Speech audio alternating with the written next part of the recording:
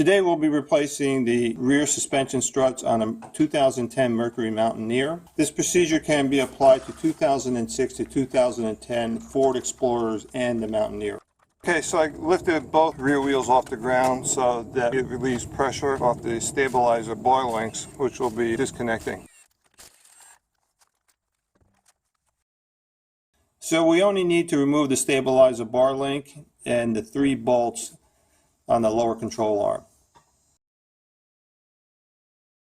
So the stabilizer bar link, the bolt is 16 millimeter bolt head, the nut is 15 millimeter.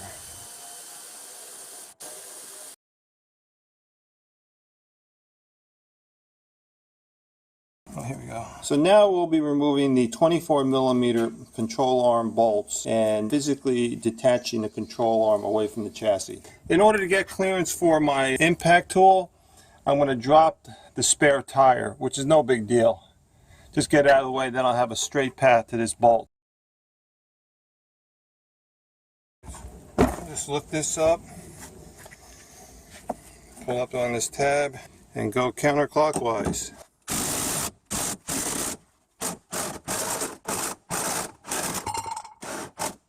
There. Now I just move the tire a little bit out of the way. And now we got a good straight path to that bolt. So all 3 of these bolts and nuts are 24 millimeter.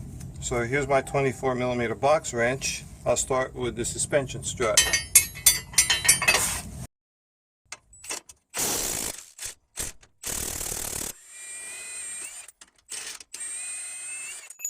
I don't have to use a box wrench on the nut because the nut is attached to a bracket tied into the control arm.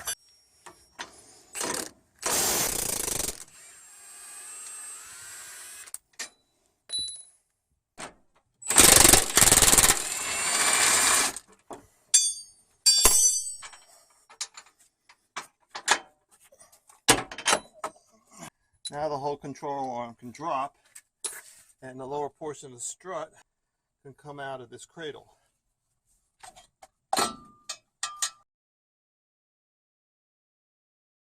We have these 13 millimeter nuts. Shoot it with a little bit of penetrating oil. Okay, so I use my 13 millimeter ratcheted box wrench.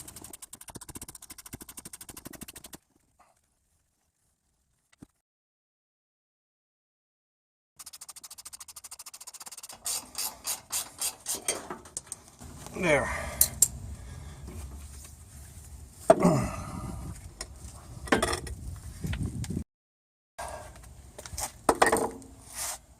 These studs are on a slight angle like that, which aligns with the mounting holes over here and sets the lower portion of the strut to the lower control arm.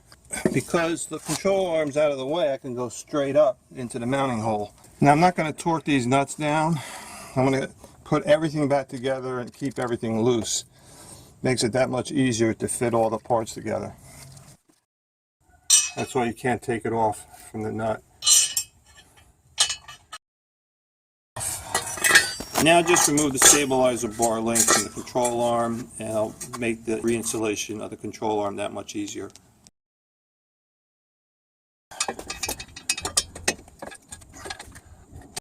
Alright, here we go. Alright, just got to get this hole lined up. And here's the second bolt for the strut. There. And now the final bolt.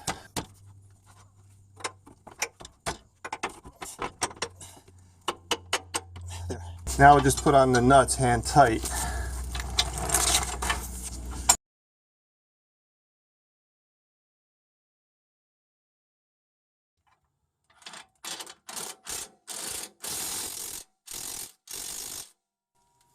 Okay, it's not tight, I just got the nut started. Okay, now I'm putting load on the suspension so it doesn't stress out the suspension bushings. So you want to apply enough pressure from the floor jack till the jack stand is like almost not supporting the chassis of the vehicle anymore. Then you know you have enough suspension compression so that there won't be any stress on the bushings. Now torque everything down. So with respect to torque specs, with these big 24 millimeter nuts and bolts, I just keep applying torque with the impact gun, watching how much the bolt head is moving, and when I see where it's reached its sweet spot where it just about stopped moving, that's the optimum amount of torque to put on the nuts and bolts.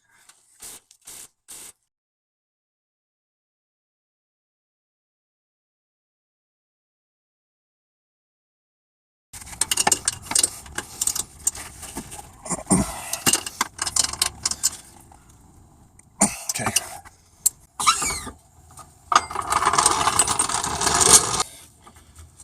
This.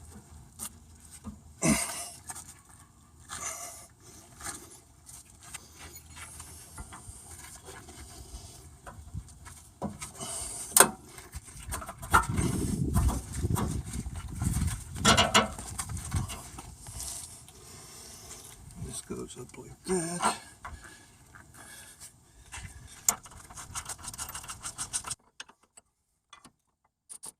So you just torque down this nut until it reaches the stop point where there's just no more threads.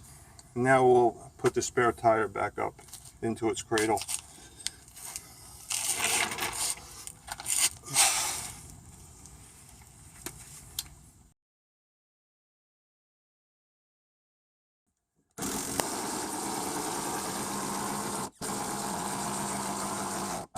So put the wheels back on, remove the jacks, and you're done.